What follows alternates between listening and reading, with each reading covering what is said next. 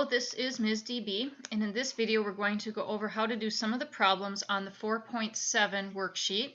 This is an introduction to coordinate proof, and you should have first read over the pages 267 to 269 in your textbook to get a good overview of this. Our objective is to position figures in the coordinate plane and also to prove the geometric concepts from figures in the coordinate plane. So if you are asked to put a figure in the coordinate plane, there's lots of ways you could do that, like infinite ways you could do it. But it makes the most sense to either put one vertex at the origin at 0, 0, or to center the figure with the origin in the middle, or to have the origin at the center of one side. And then it really makes sense if you can do this last one, put the figure so that the axes are the sides of the figure. That'd be even better. So in this example, it just shows how you can do this one or this one, and when you do that, then you can find the coordinates of the figure easier. So they won't give you the coordinates, they'll give you how long it is, and then you have to put it on the coordinate system where you think best. So number 2 says to draw a square with length of 4 units, label the coordinates of each vertex. And they want you to do it once with one side at the origin 0, 0, and once using the origin as a corner. So if we center one side at the origin, I'm going to get my insert shapes and then get a line segment. That means it has to be 4 units long. So if I want the origin to be the center, then I would go 2 on the left and 2 on the right, and that would be my first side. And it's a square, so every side is going to be 4 units long. So then I would go from here, I'd go up 4, 1, 2, 3, 4, and then I would go over 4 and down 4. I'll let you finish that. And then you have to write the coordinates of each vertex. So don't forget to do that part. You have to, let's see, one coordinate would be at -2, 0. That's this one right here. And one would be at 2, 0. And then I don't have that one on there yet. And then this one you can see would be at -2, 4. So you can finish writing those coordinates. And then if I want to make a square using the origin as a corner, then I'll start at 0, 0 and go over 4 units. That would be my first side. I could copy that. So I just hit Control C while it was highlighted with those green dots. Oh, I missed it. And now I copied that segment so that I can put another one up here, because my square is going to be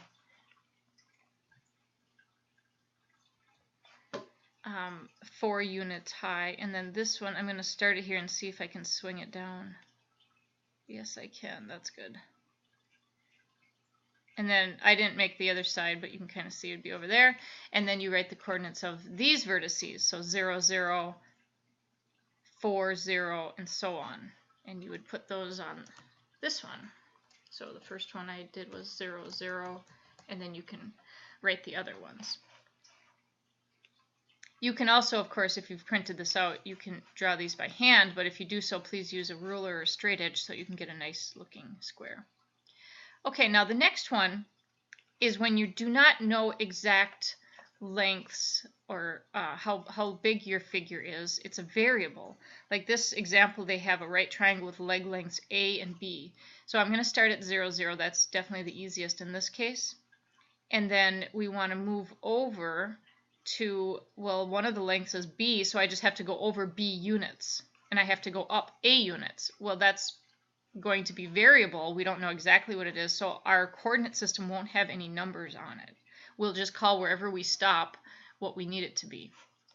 So in number 4, it says position a square with length M. So I'm going to make a square just like I did up here, and I'm going to call it M wherever I decide to stop it. Now, it's up to you how long to make your segment. Wherever you stop making it, like if you stop way out here, then you call that M right here. Let me label this.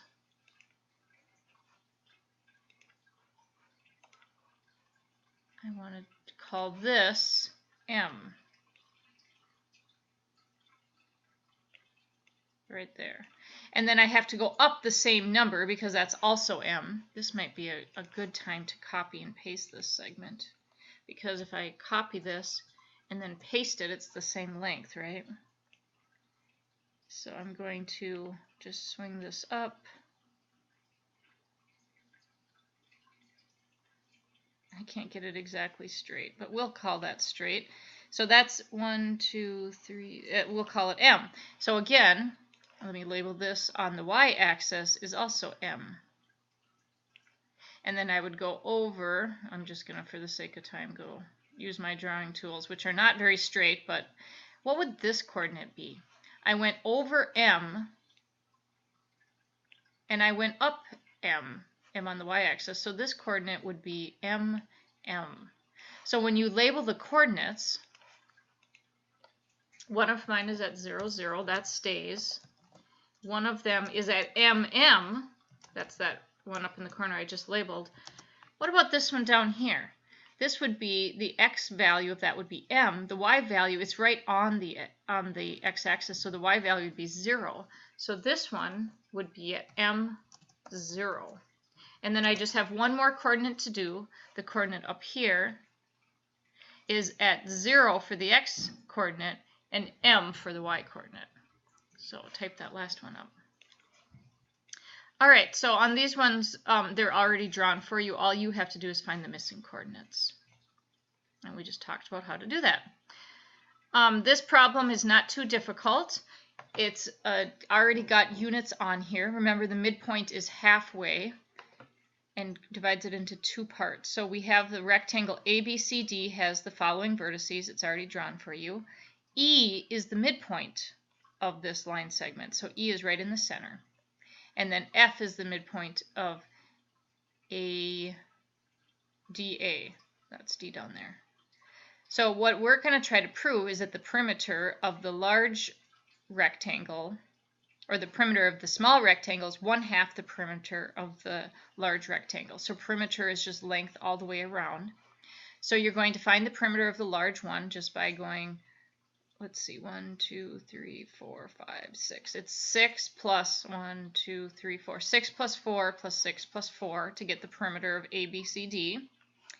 It says use the midpoint formula to find the coordinates of E and F, and then find the coordinates of G as well. You don't really have to use the midpoint formula because it's graphed for you, but the midpoint formula says to add the x coordinates together, which is 0 plus 6, and then divide by 2, so it's 3. So, or you could just tell that it's graphed at 3. And it's on the x-axis, so the y-coordinate is 0. So the E is at 3, 0. And then you have to find the coordinates of F, which would be 0, 2, and then whatever G is, over how many and up how many. And then we're going to find the perimeter of the little rectangle, 2 plus 3 plus 2 plus 3, and then see if the perimeter of the little one is 1/2 of the perimeter of the big one. Now the next one is the same thing, but instead of having numbers, we have letters. We have variables. So 11 says find the coordinates of B. Hint, look on the x-axis for the x-coordinate. Oh, the x-coordinate is 2L. And look across to the y-axis for the y-coordinate, and that's 2W. So this is 2L, 2W. And then we're going to find the perimeter of rectangle ABCD. Well, we know that we're going to add the length, which is 2L, plus the width, which is 2W, plus the length again, 2L, plus the width again, which is 2W. And then simplify that by adding your like terms, and you'll have an expression for the perimeter. You won't have a number like 14 or 24, but you'll have something L plus something W. And now we need to find the coordinates of E and F and G. So to find the coordinates of E, remember that we are going to take the x-coordinate plus the x-coordinate and divide by 2. So that means that we're going to take, let me just do it over here with a pen, 2L plus 0, because the x-coordinate plus the x-coordinate, and divide that by 2. Well, 2L plus 0 is 2L divided by 2 is just L. So the x-coordinate is L of E. And then to find the y-coordinate, well, it's on the x-axis, so that's just 0. And then for F, I already can see that the x-coordinate of F is 0, so I can fill that in. And now I need to find the y-coordinate. What is this at? So I can take the y-coordinate of D plus the y-coordinate of A, because this is the midpoint of those two, and divide it by 2. So 0 plus 2w is 2w, divided by 2 is just w. So this one's at 0w. And then for G, it's over, remember this was at L, and this is at W, so it's LW. So to find the perimeter of this little rectangle, you're going to take L plus W plus L plus W, and then simplify it. Add like terms. And then you'll answer the question, is the perimeter 1/2, the little perimeter 1/2 of the perimeter of the larger rectangle? All right, so there's an extra credit problem that you can try as well if you want to. All right, let me know if you have any questions. Thank you.